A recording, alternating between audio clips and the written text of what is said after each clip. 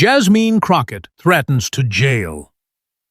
John Kennedy immediately jailed John if he goes public. The air in the Washington, D.C. briefing room crackled with an unspoken tension, the kind that makes every rustle of paper or creak of a chair feel like a prelude to something seismic.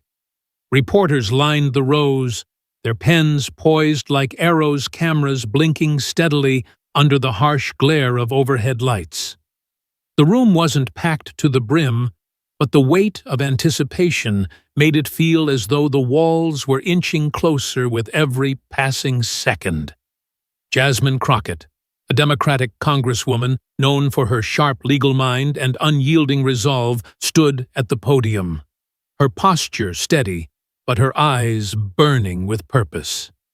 She adjusted the microphone, her navy blazer catching the light, and leaned forward slightly, her voice cutting through the hum of whispered side conversations. "I'm here to address recent remarks made by Senator John Kennedy." She began, her tone measured but firm, each word landing like a deliberate step on a tightrope. "His reckless criticism of my election reform bill, which seeks to protect every citizen's right to vote, has crossed a line. I'm calling for an investigation into his statements for inciting division. And frankly, he should face consequences, potentially even jail time, for undermining democratic processes." The room froze. A reporter in the front row dropped his pen, the clatter echoing in the stunned silence. Another blinked rapidly, as if trying to process whether she'd heard correctly. Jasmine Crockett, a sitting congresswoman, had just publicly suggested jailing a U.S. senator from Louisiana, a Republican known for his folksy demeanor and sharp-witted Senate floor speeches. The accusation wasn't vague. She'd pointed directly to Kennedy's recent comments at a Louisiana town hall, where he'd called her bill a thinly veiled attack on free speech dressed up as reform. He'd warned that it could criminalize dissent by empowering federal oversight of local elections in ways that felt to him like overreach. Now Crockett was hitting back, and hard. Her words hung in the air, heavy and unyielding, as camera shutters clicked furiously and live feeds began streaming to every corner of the internet. Within minutes, the clip was everywhere. On social media, snippets of Crockett's statement ricocheted across platforms X, YouTube, TikTok, with headlines screaming in bold, "Crockett calls for senator's arrest," and "Congresswoman threatens jail over election bill clash." The thumbnail images showed her mid-sentence, face stern with red banners amplifying the drama. In Baton Rouge, a diner flipped the TV to a news channel looping the clip, and patrons paused over their coffee to watch. A college student in New Orleans tapped her phone, sharing the video with a caption, "This is wild. Is this even legal?" Across the country, in a small coffee shop in Boise, Idaho, a barista named Tara propped her tablet against the register, replaying the moment while customers leaned in murmuring. The story wasn't just news, it was a spark, and the kindling was already dry. Back in the briefing room, a reporter from a national outlet raised a trembling hand. "Congresswoman, are you saying you'll push the Department of Justice to act against Senator Kennedy?" Crockett didn't flinch. "I'm saying his words have consequences," she replied, her voice cool but unwavering. "He's spreading dangerous misinformation about a bill meant to protect voters, and that kind of rhetoric can destabilize trust in our elections. We're exploring all options to ensure accountability." Another reporter jumped in, voice sharp. "Are you accusing him of a crime?" Crockett tilted her head slightly, a lawyer's precision in her pause. "I'm accusing him of undermining the democratic process," she said. "Whether that's a crime is for others to decide. But I won't stand by while someone twists the truth to scare people." The room buzzed as reporters typed furiously, their laptops glowing with breaking news drafts. Behind Crockett, her press aide Patrice stood with arms crossed, her expression unreadable, but her eyes scanning the room for reactions. Even she seemed caught off guard by the boldness of the moment, though she'd later admit she'd seen Crockett's fire building for days. The election reform bill at the heart of the storm was Crockett's passion project, a carefully crafted proposal to standardize early voting access and limit last-minute polling location changes. On paper, it was about fairness, ensuring no voter, especially in underserved communities, faced unnecessary hurdles. But Kennedy had taken aim at a specific clause, one that allowed federal monitors to step in if local election officials were deemed non-compliant with new transparency rules. To him, it smelled like federal overreach, a way to silence critics by labeling their objections as non-compliance. At his town hall in Shreveport, he'd leaned into the microphone, his drawl deliberate, and said, "This bill isn't about voting. It's about control. It's about punishing anyone who dares question the process. That's not democracy, that's a leash." His words had resonated with his base, and clips of his speech were already trending when Crockett stepped to the podium. She'd watched them in her D.C. office, her team huddled around a laptop, the air thick with frustration.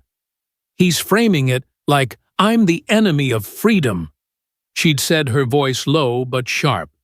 "He's not just disagreeing, he's making it personal." Her chief of staff, Marcus, had urged caution. "He's a senator, Jasmine. He's got clout, and Louisiana loves him. You push too hard, it could backfire." But Crockett had shaken her head, her jaw set. "He's banking on me staying quiet. That's not happening."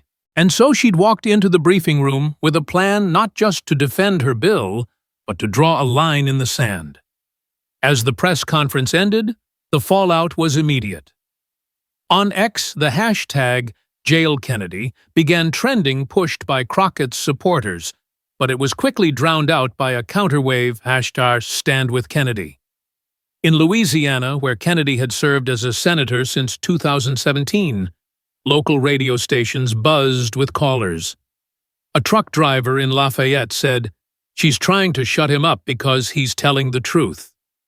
A teacher in Baton Rouge countered Crockett's fighting for voters. Kennedy's just playing to the crowd. The divide wasn't just political, it was visceral, splitting along lines of trust region and ideology. By evening, the story had hit every major news outlet. CNN ran a panel debating whether Crockett's threat was a bold stand or a dangerous precedent. MSNBC called it a defense of democracy. Fox labeled it an attack on free speech. In a bar in Dallas Crockett's home district, a woman watching the coverage shook her head. "She's not wrong, but she's playing with fire," she muttered. Her friend nodded. "Kennedy's not the type to back down. This is about to get messy."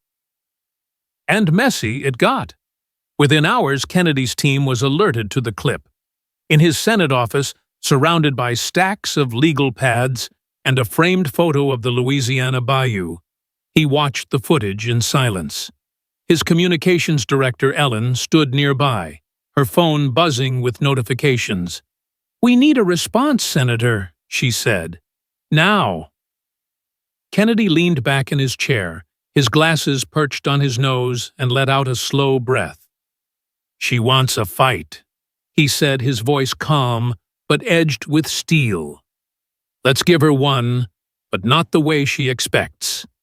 Kennedy didn't rush to a podium or call a press conference.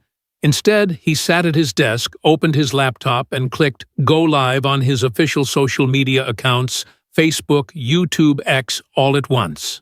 No script, no teleprompter, just him, his desk lamp casting a soft glow, and a single sheet of paper, with the bill's text marked up in blue ink. "Good evening, folks," he began, his Louisiana drawl, warm but deliberate. "I'm not here to throw punches or make threats. I'm here to talk about a bill that's got my name tangled up in something ugly."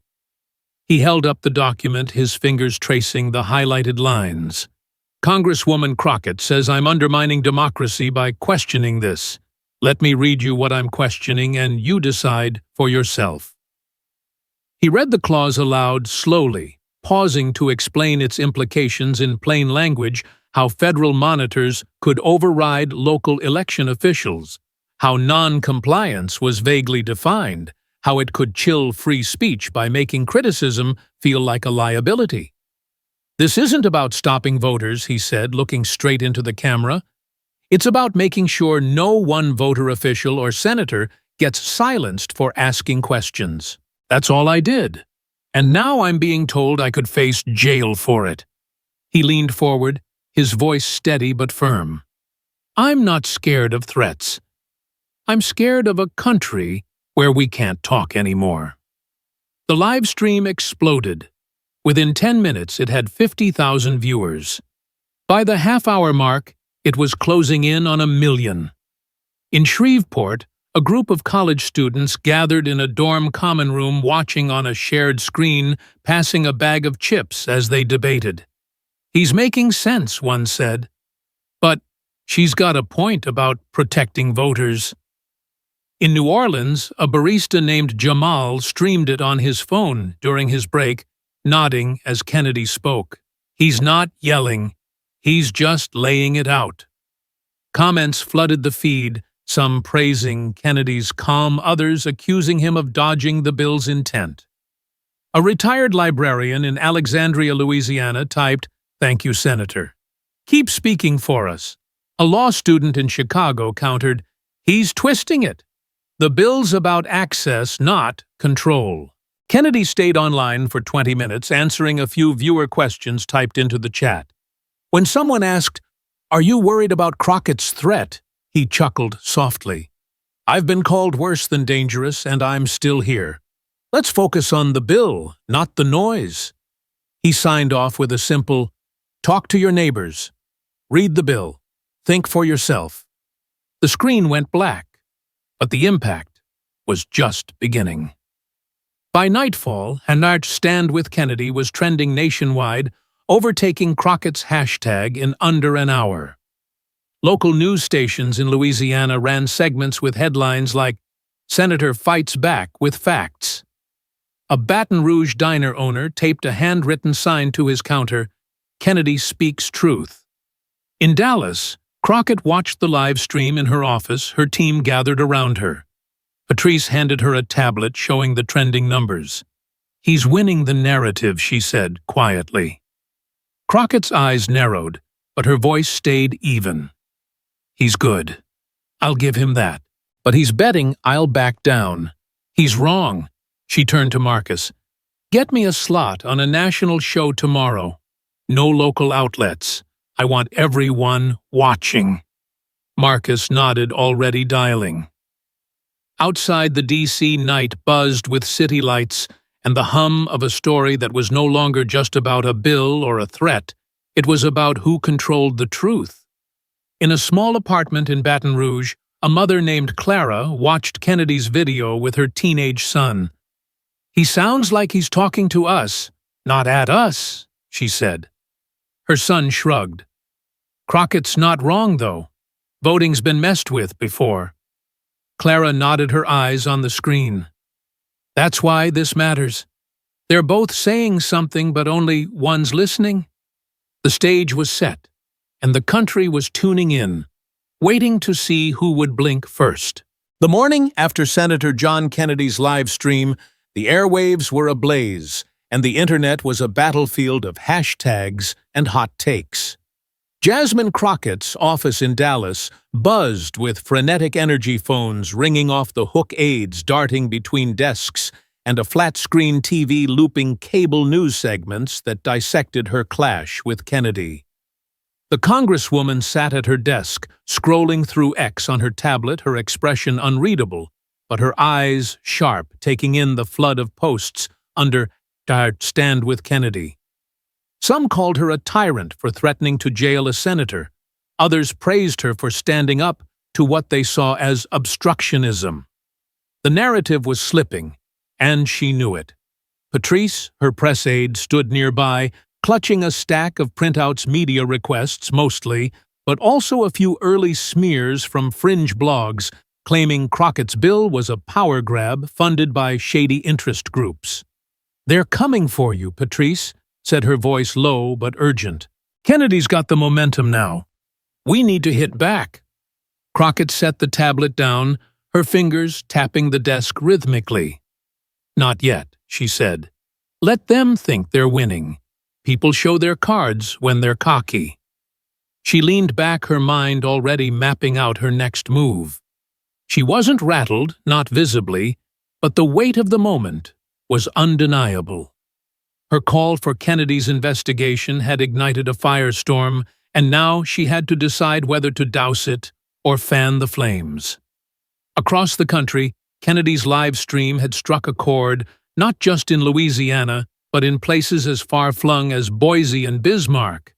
In a Shreveport community center, a group of retirees gathered for their weekly coffee meetup, their conversation dominated by the senator's calm, folksy delivery. "He didn't yell or nothing," said a man in a flannel shirt stirring his coffee.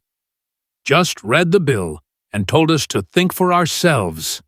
That's how you know he's serious." A woman across the table nodded. "Crockett's got guts. But threatening jail, that's too far." By midday, small gatherings had popped up across Louisiana. Nothing massive, just knots of people in church parking lots and town squares holding signs that read, "Free speech matters," and "Let Kennedy speak." They weren't rowdy. They were measured almost solemn, as if they sensed the stakes were bigger than one senator or one bill. Local news crews in Baton Rouge and New Orleans captured the scenes, airing footage of families and veterans standing together, their voices quiet but resolute. One clip showing a grandmother in a folding chair holding a sign that said, "Truth over threats," went viral, racking up 2 million views on YouTube by evening. The hashtag, #StandWithKennedy, climbed higher, fueled by ordinary folks. Teachers, mechanics, nurses, who weren't usually the loudest on social media, but felt compelled to share the senator's video with captions like, "This is what leadership looks like, and no one should be silenced for asking questions." Crockett, meanwhile, wasn't sitting idle. She'd secured a slot on a national morning show, a high-stakes platform where she'd have 10 minutes to reclaim the narrative. The studio in New York was sleek, all glass, and polished wood, with a host known for asking pointed questions without picking sides. As Crockett sat under the bright lights, her navy blouse crisp and her hair pulled back, she projected calm confidence. The host, a woman named Laura Chen, didn't waste time. "Congresswoman, you suggested Senator Kennedy could face jail for his criticism of your bill. That's a bold move. Why go there?" Crockett leaned forward slightly, her hands clasped. "I didn't suggest jail lightly," she said, her voice steady. "Senator Kennedy's words aren't just criticism. They're misinformation designed to scare people into thinking this bill takes away their rights. It doesn't. It protects voters by ensuring no one can move polling stations at the last minute, or limit early voting to suppress turnout. He's framing it as a threat to free speech. But what's the real threat? Denying someone their vote." Chen pressed harder. "But calling for an investigation, even jail, doesn't that risk chilling free speech itself?" Crockett didn't blink. "Accountability isn't censorship," she said. "If you spread falsehoods that undermine democracy, you don't get a free pass just because you're a senator." The segment ended with Chen nodding thoughtfully, but the online reaction was mixed. Supporters praised Crockett's clarity. Detractors called her authoritarian. A tweet from a law professor in Chicago summed it up: "Crockett's right about voter protections, but her rhetoric is a landmine. Kennedy's playing the long game." The long game was exactly what Kennedy was playing. Back in Louisiana, he didn't rush to counter Crockett's TV appearance with another live stream. Instead, he visited a high school in Lafayette, speaking to a civics class about the importance of open debate. The students, many of whom had seen his video, peppered him with questions. "Why's she so mad at you?" a junior asked. Kennedy smiled, his glasses glinting under the classroom lights. "She's mad because I read her bill out loud," he said. "Sometimes the truth makes folks uncomfortable." He handed out pocket-sized copies of the Constitution, urging the kids to read the First Amendment. "This is your shield," he told them. "Don't let anyone take it from you." The visit wasn't televised, but a student posted a shaky phone video of Kennedy's talk and it spread like wildfire. By afternoon, it had 500,000 views, with comments calling him the People's Senator and a voice of reason. In Dallas, Crockett's team watched the clip, and Marcus, her chief of staff, shook his head. "He's turning this into a civics lesson," he said. "We're fighting a PR war, and he's out here playing Mr. Rogers." Crockett's lips twitched into a half-smile. "Let him play," she said. "He's not the only one who can teach." But the war wasn't just about speeches and videos. The internet had turned ugly. A fringe blog posted a story claiming Kennedy had taken dark money from groups opposed to voter rights, recycling old campaign finance records that were public and uncontroversial. The story was thin, but it didn't need to be airtight to gain traction. Right-wing commentators picked it up, twisting it to paint Crockett as a hypocrite for accusing Kennedy of misinformation, while her supporters spread rumors. On X, a doctored image circulated showing Kennedy at a rally he'd never attended, with a caption claiming he was cozying up to extremists. Kennedy's team caught wind of it quickly. Ellen, his communications director, flagged the post for review and drafted a statement debunking it, with receipts, public records showing Kennedy's schedule and donations. "They're throwing mud," she told him over coffee in his Senate office. "We keep it clean, but we don't stay quiet." Kennedy nodded, scribbling a note on a legal pad. "Get me the bill's text again," he said. "I want to do another video, but this time we're inviting folks to read along." That evening, he posted a short clip on X, holding up the bill and walking through another clause, this one about federal fines for local officials who didn't follow the new rules. "This could bankrupt small counties," he said, his tone conversational. "Is that protecting voters or punishing folks who can't afford to fight back?" The clip hit 1 million views by midnight. In Dallas, Crockett's office was a pressure cooker. The smears against Kennedy weren't her doing, but they were hurting her case, making her look like the aggressor. Patrice handed her a phone showing the latest X trends. "They're calling you a bully now," she said. Crockett exhaled sharply. "They're not wrong about the optics," she admitted, "but I'm not backing off the bill. It's too important." She stood pacing the room. "We need to shift this. Get me a town hall here in Dallas open to everyone. No media filter. Let them ask me anything." Patrice hesitated. "That's risky. You could get ambushed." Crockett stopped, her eyes fierce. "Good. Let them come.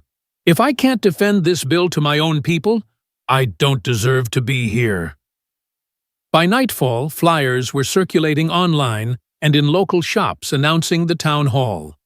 In Louisiana, Kennedy heard about it and smiled faintly. "She's not folding," he told Ellen.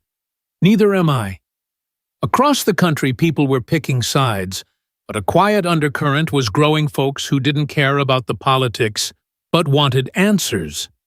In a diner in Mobile, Alabama, a waitress named Lena watched the latest news segment and muttered, "They're both right, and they're both wrong. Why can't they just talk?" The question lingered unanswered as the nation waited for the next move. The feud between Congresswoman Jasmine Crockett and Senator John Kennedy had become a national spectacle, a clash of wills that had the country glued to screens and buzzing with opinions. Social media was a storm of hashtags. #StandWithKennedy, #ProtectTheVote, while cable news panels dissected every word, every gesture. Crockett's bold call for Kennedy's investigation had lit a fuse, and his calm, pointed live stream had fanned the flames, turning a policy dispute into a referendum on free speech and accountability. In Dallas, Crockett's team scrambled to manage the fallout, their office a blur of ringing phones and urgent emails. In Louisiana, Kennedy's supporters rallied in quiet but resolute gatherings, holding signs that read, "Let him speak." The air was thick with tension, but beneath the noise a new possibility was emerging, one that could either diffuse the conflict or redefine it entirely. As the nation watched, a single meeting would shift the trajectory, forcing both Crockett and Kennedy to confront the cost of their public war and the potential for something greater. Kennedy's next move wasn't another live stream or a Senate floor speech, but a calculated appearance on Horizon, a national talk show hosted by Elena Marquez, a journalist known for cutting through rhetoric to get to the heart of an issue. The studio was simple dark wood, soft lights, two chairs facing each other like a conversation between old friends. Kennedy sat his suit slightly wrinkled, his glasses perched low on his nose, exuding the same folksy calm that had made his live stream go viral. Marquez didn't ease in. "Senator Congresswoman Crockett accused you of spreading misinformation about her election reform bill and suggested you could face jail. What's your response?" Kennedy leaned forward, his voice steady, his Louisiana drawl wrapping each word in quiet conviction. "Elena, I'm not here to pick a fight. I'm here to talk about a bill that's got some rough edges. Last week I read a clause about federal monitors taking over local elections. Tonight, let's look at another."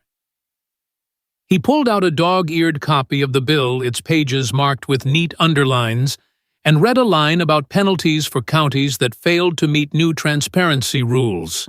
"This could slap a small town with fines they can't pay," he said, looking up. "That's not helping voters, it's punishing communities that don't have big budgets." Marquez nodded, her expression neutral but engaged. "Crockett says her bill stops voter suppression, like when polling places get moved at the last minute. Isn't that a real issue?" Kennedy didn't miss a beat. "It's real, and it's wrong. Nobody should lose their vote because of a last-minute switch. But her fix, giving federal agents broad power to step in, could scare folks into silence. There's a better way, and it starts with sitting down and talking it out." Marquez leaned back, her eyes sharp. "Are you open to that conversation?" Kennedy smiled faintly. "I'm here, aren't I?" The interview was a masterclass in restraint, and it hit hard. Clips spread across X, YouTube, and TikTok with #TalkNotThreats surging past #StandWithKennedy in hours. In a New Orleans coffee shop, a group of students watched on a shared phone, one saying, "He's not yelling, he's just making sense." A retiree in Shreveport posted Kennedy's "Keeping It Real." Crockett needs to chill. The senator's call for dialogue over division resonated especially with those tired of the endless political shouting matches. In Dallas, Crockett watched the segment in her office, her team huddled around a monitor. Patrice, her press aide, shook her head. "He's winning hearts, Jasmine. People are eating up this calm senator vibe." Crockett's lips pressed into a thin line, but her voice stayed even. "He's good at playing the wise man, but he's still twisting the bill. It's not about control, it's about protecting voters." "Marcus?" Her chief of staff tapped his pen on a notepad. "The public's starting to see him as the reasonable one. Your jail comment's not helping." Crockett stood pacing the small room.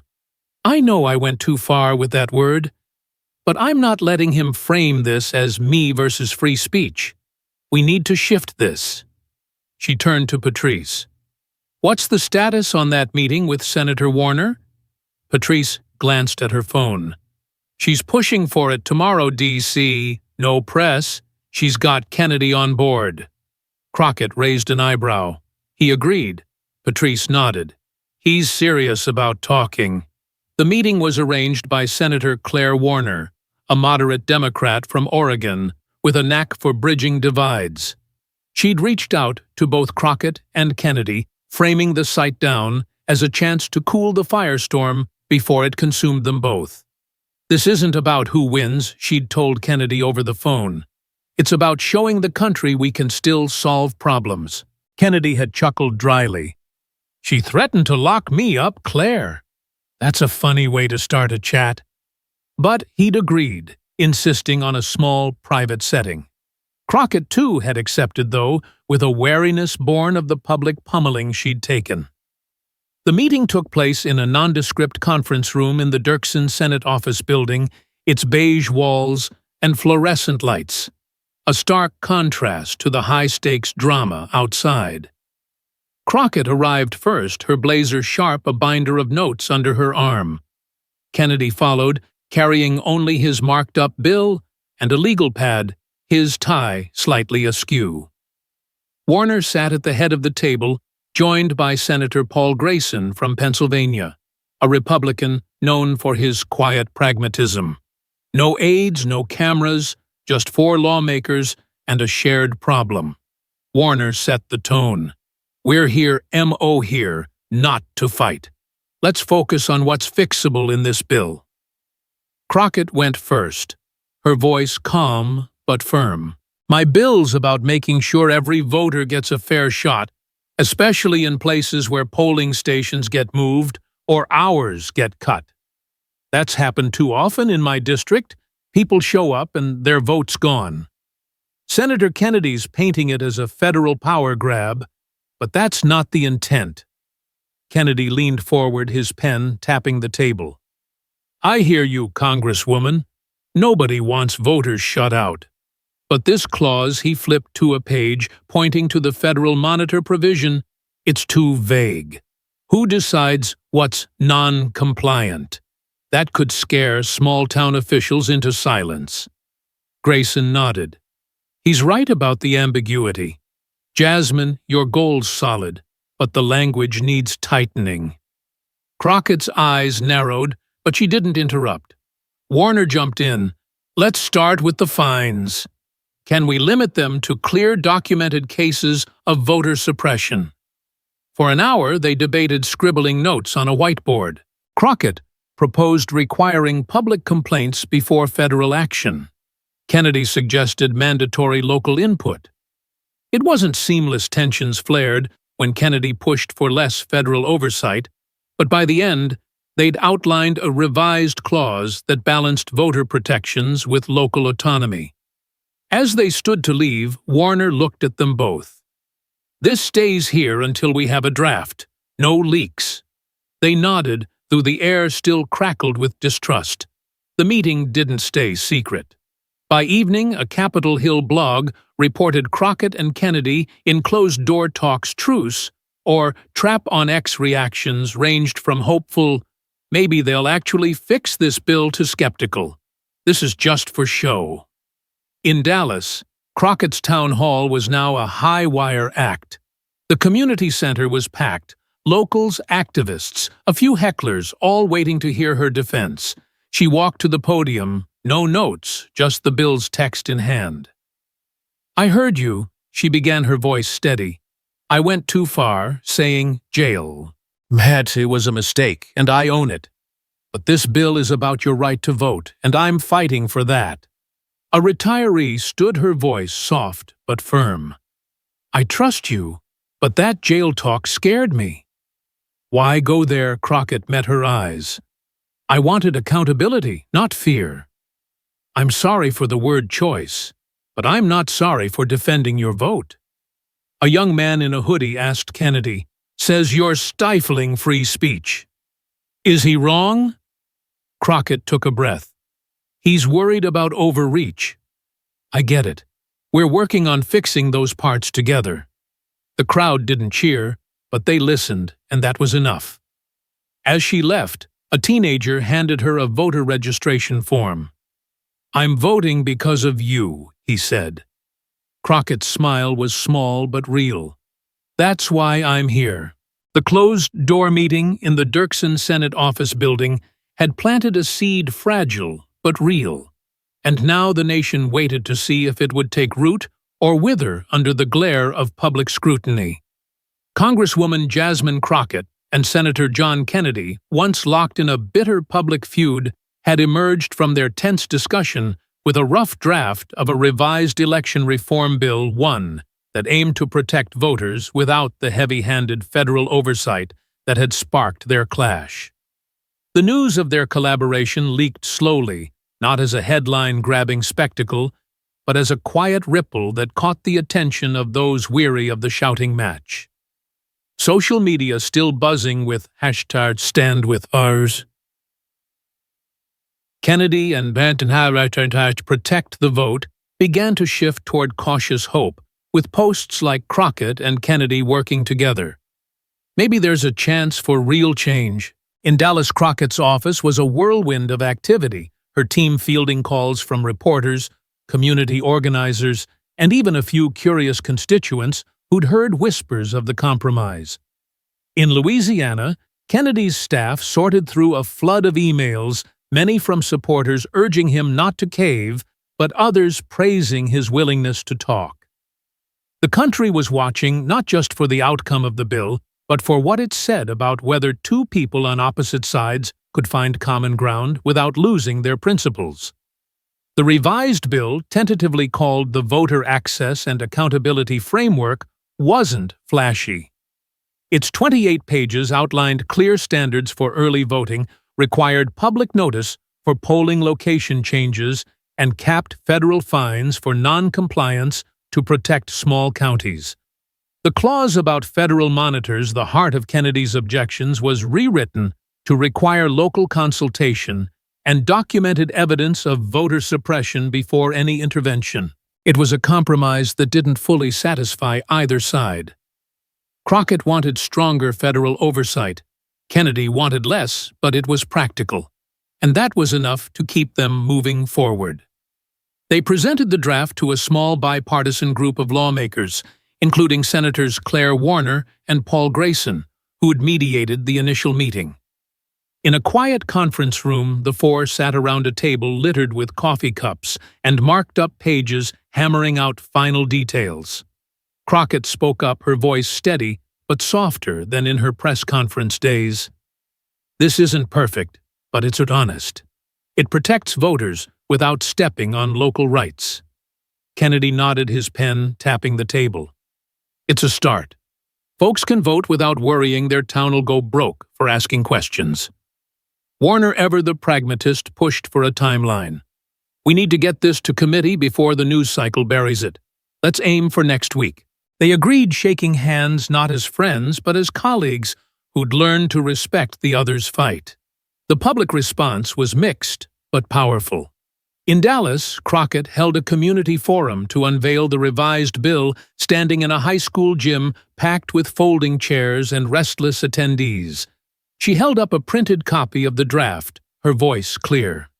"This isn't about me or Senator Kennedy. It's about you, your vote, your voice, and we fought, we talked, and we built something better." A construction worker in the back stood, his boots scuffed from a long shift. "I didn't trust this bill at first, but you listened to Kennedy. That means something." A young woman, barely 20, raised her hand. "Will this make sure my polling place doesn't disappear again?" Crockett met her gaze. "That's the goal. If it doesn't, you hold me accountable." The room didn't erupt in cheers, but there was a quiet nod of approval, a sense that something real had been done. In Louisiana, Kennedy took a different approach, speaking at a town hall in Lafayette. He leaned into the microphone, his drawl warm but direct. "Congresswoman Crockett and I don't see eye to eye on much, but we both want elections to work. This bill's not perfect, but it's fairer than what we started with." A farmer in the crowd called out, "You didn't let her push you around, did you?" Kennedy chuckled. "Nobody pushes me around, but I listened. That's how you get things done." The crowd laughed and the mood lightened, but the message stuck. Compromise wasn't weakness, it was work. The broader impact was felt beyond the bill itself.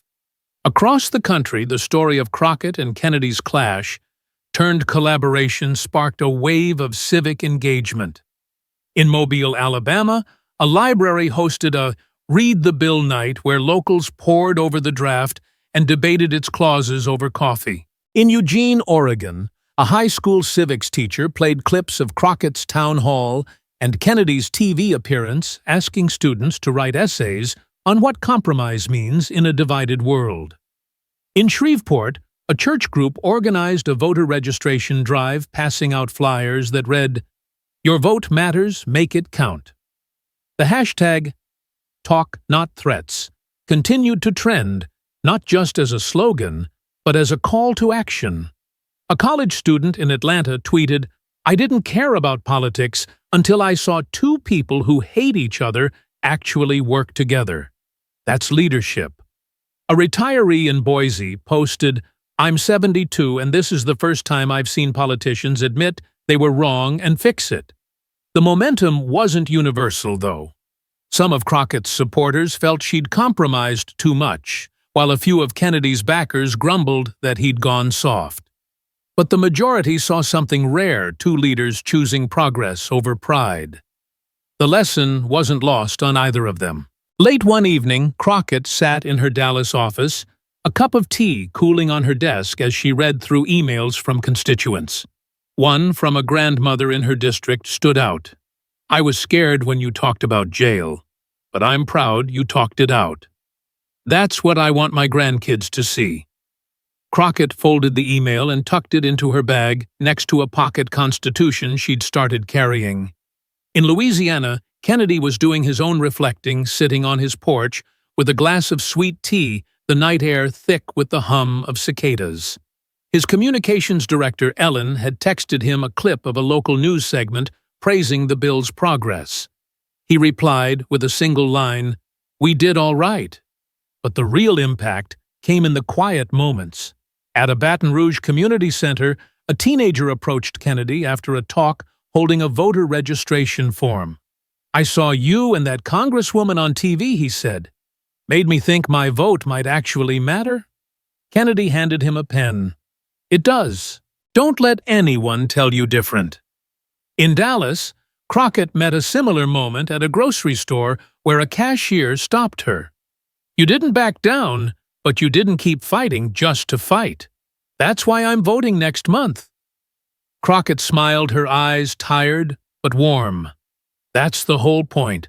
The bill itself wasn't a done deal. It faced a tough road in committee with partisan wrangling and amendments looming. But its mere existence was a victory not just for Crockett and Kennedy, but for the idea that dialogue could outlast division. The lesson was clear. Democracy thrives not on threats or grandstanding, but on the hard, messy work of listening even when it's uncomfortable. It's about recognizing that the person across the table isn't an enemy, but a neighbor with a different view. For the public, the takeaway was just as vital: your voice matters, but only if you use it, whether at the ballot box in a town hall or in a conversation with someone who disagrees. Crockett and Kennedy had shown that progress doesn't come from silencing critics or winning arguments, but from building something better together. As the bill moved forward, classrooms across the country began using their story as a case study in civics lessons. A teacher in Des Moines told her students, "This is what democracy looks like when it works not perfect, but possible." A professor in Madison handed out copies of the bill's draft, saying, "Read it, argue it. That's your job as citizens."